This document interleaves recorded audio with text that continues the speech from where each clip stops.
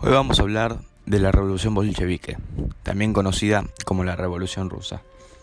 Vamos a ver sus causas, sus características, qué gobiernos había antes de la revolución, qué gobierno se impuso tras la revolución y otras cosas. Lo primero que tenemos que entender es dónde nos ubicamos. Nos ubicamos en el Imperio Ruso de principios del siglo XX, una Rusia zarista. El Imperio Ruso se expandía desde el mar Báltico hasta el Océano Pacífico. Estaba conformado por 126 millones de habitantes y más de 194 grupos étnicos. Acompáñenos.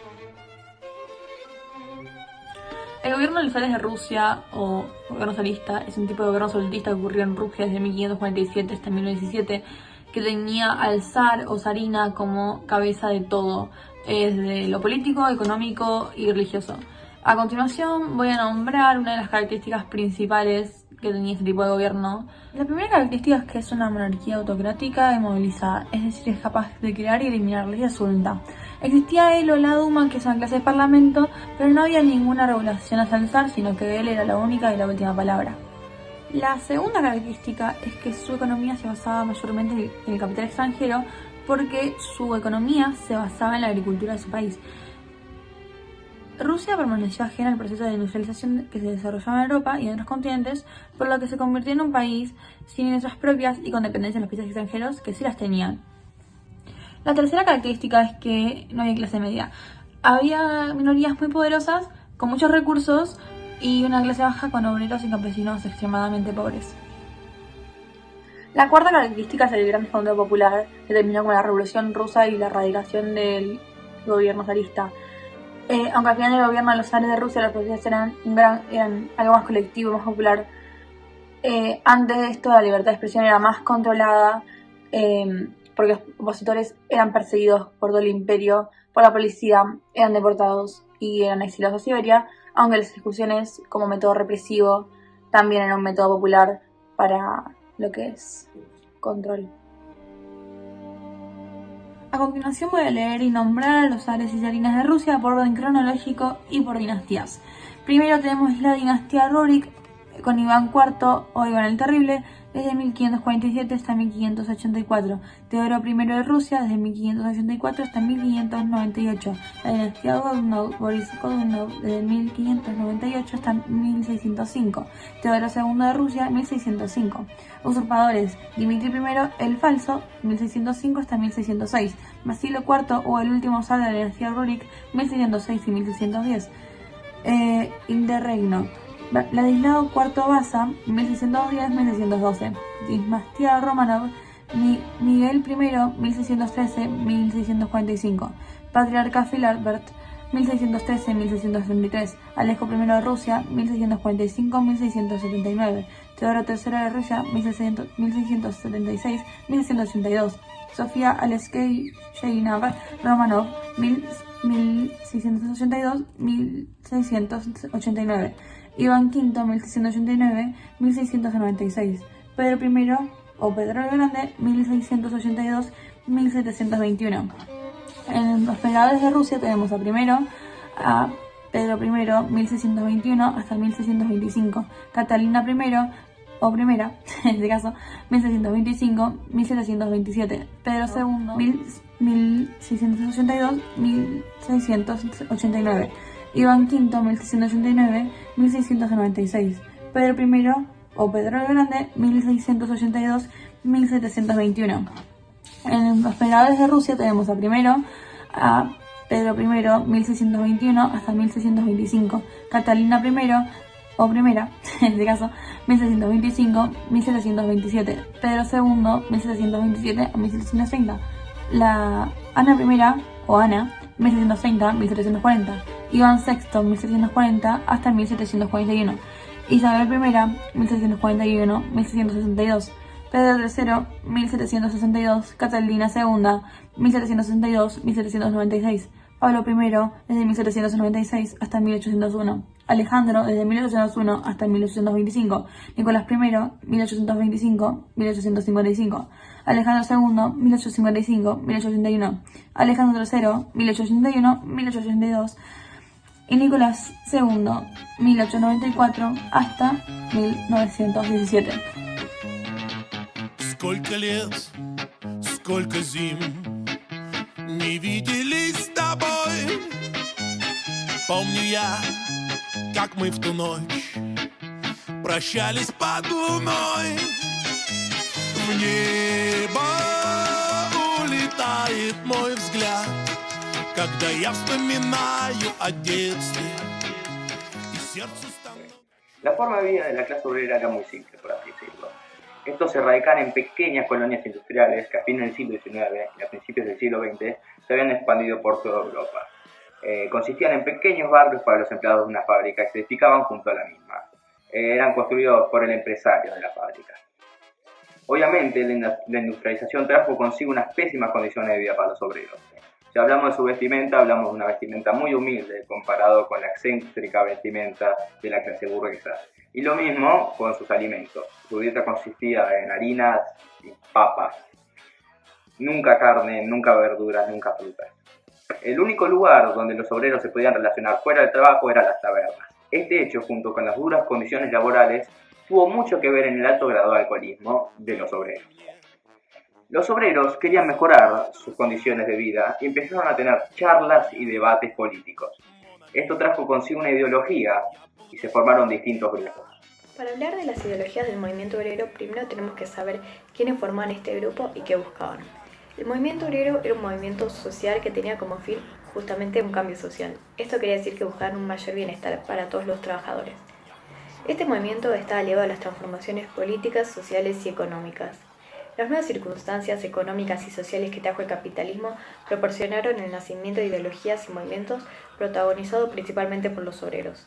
En el siglo XIX se fueron generando reflexiones intelectuales que ponían en evidencia y criticaban el proceso de industrialización y las justicias inherentes al capitalismo.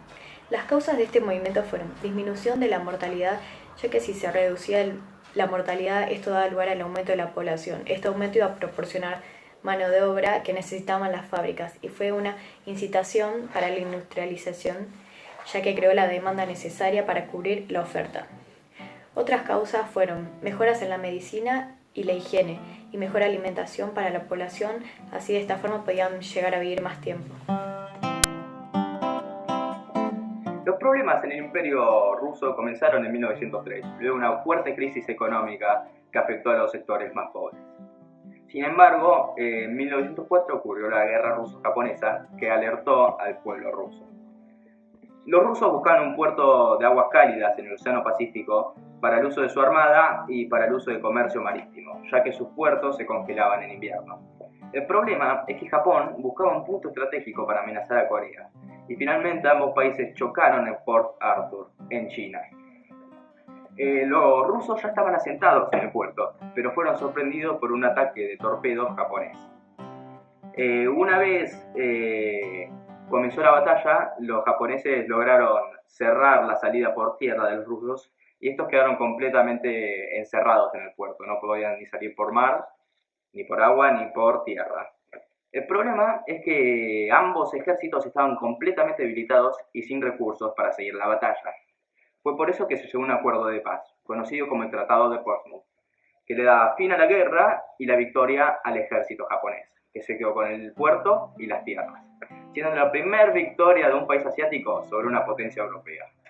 Esto generó un terremoto de manifestaciones en Rusia, ya que se puso en duda el sistema político autoritario obsoleto.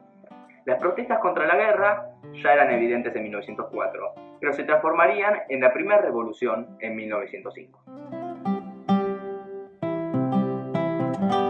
En esta revolución se produjo una agitación política de masas a lo largo del Imperio ruso. Eran protestas conformadas por la clase obrera que protestaban en contra del mal gobierno. Recordemos que Rusia venía de una fuerte crisis en 1903, la recién mencionada guerra contra Japón y de una serie de secuestros misteriosos ejercidos por el gobierno. Pero sin embargo, estas protestas no buscaban destruir el zarismo. Solo denunciaban el mal gobierno y solicitaban la incorporación de reformas políticas. Pero este tipo de protestas cambian el 9 de enero de 1905, cuando una muchedumbre de 200.000 personas desarmadas, conformada pacíficamente por campesinos, mujeres, niños y obreros, deciden partir hacia el Palacio de Invierno, la casa del zar, con la idea de hacerle cambiar la mentalidad y pedirle una asamblea constituyente, 8 horas de jornadas laborales y unos buenos salarios. El zar, asustado al ver tanta gente viniendo hacia el palacio, decide huir, dejando a los soldados solos contra la muchedumbre. Estos respondieron con una fuerte represión policial, dejando más de 1.000 muertos. Es por eso que a esta marcha pacífica se la conoce como el Domingo Sangriento. Todo aquel que todavía creía en las ideas del zar cambió de opinión, y la gente tomó conciencia y empezó a manifestarse cada vez más contra el imperio. Eso llevó a que el zar emita un comunicado titulado El Manifiesto de Octubre. En este, Nicolás decidió ceder algunas cuestiones introduciendo una serie de reformas, pero sin embargo la confianza del pueblo era nula. Y encima las cosas empeoran cuando el zar decide incorporarse a la Primera Guerra Mundial. Esto hace que salgan varios grupos revolucionarios, entre esos los más conocidos, los bolcheviques y los mencheviques. Ahora vamos a hablar sobre las diferencias entre los bolcheviques y los mencheviques, pero primero tenemos que saber quiénes eran y qué buscaban. Bueno, los bolcheviques eran un grupo político radicalizado dentro del Partido Obrero Socialdemócrata de Rusia, que está dirigido por Lenin y posteriormente por Stalin. Este grupo se fundó en 1903 y se disolvió en 1918. Podemos decir que los bolcheviques eran partidarios de una oposición radical ante el zarismo imperial y democracia burguesa, y su principal ideología era el comunismo-socialismo científico, ya que postulaban la necesidad de una dictadura del proletariado. Y los mencheviques eran una fracción moderna del Partido Obrero Socialdemócrata de Rusia, que está dirigido por Marbot. Este grupo emergió en 1903 tras las disputas de Lenin y Marbot y se disolvió finalmente en 1918. Podemos decir que la ideología de los mencheviques era socialdemócrata. Después de saber todo esto, podemos decir que la principal diferencia entre ambos era su ideología, ya que los bolcheviques postulaban la necesidad de una dictadura del proletariado para impedir el manejo de la burguesía, mientras que los mencheviques querían alcanzar la socialdemócrata para modernizar la Rusia agraria y poder así llegar a la industrialización.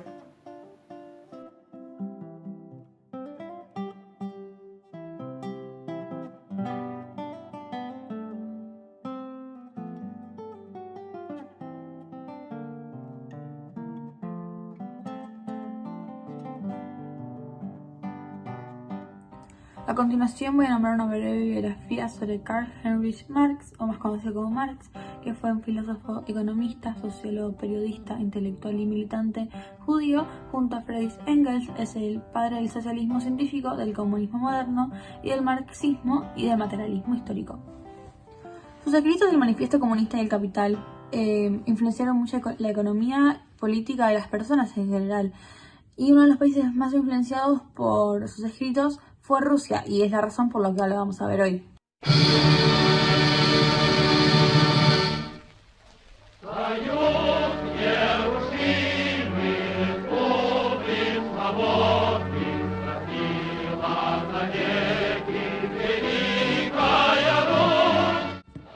Vladimir Lenin o Lenin fue un político, filósofo, revolucionario, teórico político y comunista ruso que fue líder del sector bolchevique del Partido Obrero Socialista Demócrata de Rusia, que se convirtió en el principal dirigente de esa revolución en octubre de 1917. Lenin fue nombrado presidente del Consejo de Comisarios del pueblo, convirtiéndose así en el primer y máximo dirigente de la Unión de Repúblicas Socialistas Soviéticas, o sea la URSS, en 1922.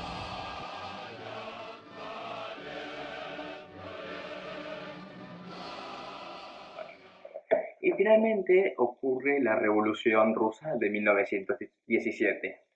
Esta se puede dividir en dos revoluciones, la Revolución de Febrero y la Revolución de Octubre. Básicamente la Revolución de Febrero parte por una serie de manifestaciones espontáneas de trabajadores en lo que hoy conocemos como San Petersburgo, y en su momento era la capital del Imperio Ruso. Estas manifestaciones se extienden por todo San Petersburgo, lo que hace que Nicolás, el zar, tenga que renunciar al cargo. Lo que ocurre acá es que al renunciar se tiene que tomar el mando un gobierno provisional, dirigido por Alexander Kerensky. Este trajo unas semanas pacíficas y el pueblo se sintió aliviado. Se permitió el ingreso de exiliados del país y en ellos venía Lenin. Bueno, básicamente se calmaron las cosas. El problema está cuando este gobierno provisional, apoyado por el pueblo, decide mandar más tropas a la Primera Guerra Mundial. Esto genera que haya manifestaciones, y estas manifestaciones son brutalmente reprimidas por el gobierno provisional. Esto hace que la gente nuevamente se ponga en contra. De ahí nace el partido bolchevique, dirigido por Lenin. Él lo que hace es convocar a los descontentos de la gente con sus dotes de discursos, de oratoria, y logra una gran convocatoria de gente. Y se une con Trotsky con la idea de tomar el gobierno, de eliminar al gobierno provisional. Lenin, cuando llega de estar exiliado, viene con la idea de cambiar el capitalismo por el socialismo, defendiendo los ideales de Karl Marx. En la Revolución de Octubre, ya las cosas estaban revueltas de la Revolución de Febrero, y en la Revolución de Octubre, Lenin, junto a Trotsky y su partido bolchevique, toman el Palacio de Invierno, la Casa del Zar, y la toman por completo. Lenin hace 3 reformas inmediatas. Una paz inmediata, nuevamente una paz, de decretos sobre la tierra para los campesinos, y genera una asamblea para decidir una votación en distintos partidos. El partido bolchevique Lenin pierde y Lenin decide cancelar la votación. Al ver que perdió la asamblea, decide cancelarla. Esto genera una pequeña guerra civil entre el partido revolucionario y el partido bolchevique. Lenin, al ver esto, decide que los campos de concentración son lo mejor para la pequeña guerra civil. Finalmente, el Ejército Rojo logra ganar esta guerra civil y se forma el primer país socialista del siglo XX. El nuevo sistema de gobierno impulsado por Lenin trae una gran hambruna. En 1922, Trotsky renuncia al cargo tras una grave enfermedad y deja el Partido Socialista, el país socialista, ya país. Trotsky decide intentar ser el líder, pero termina tomando el cargo Joseph Stalin. Y Stalin lo primero que hace cuando toma el cargo es exiliar y asesinar a Trotsky. Y Stalin genera una dictadura mucho más violenta, mucho más sangrienta, y logra llevar a la Unión Soviética a una potencia política, económica, científica y militar. Se mete en la Segunda Guerra Mundial. Finalmente, la Unión Soviética se disuelve en 1991.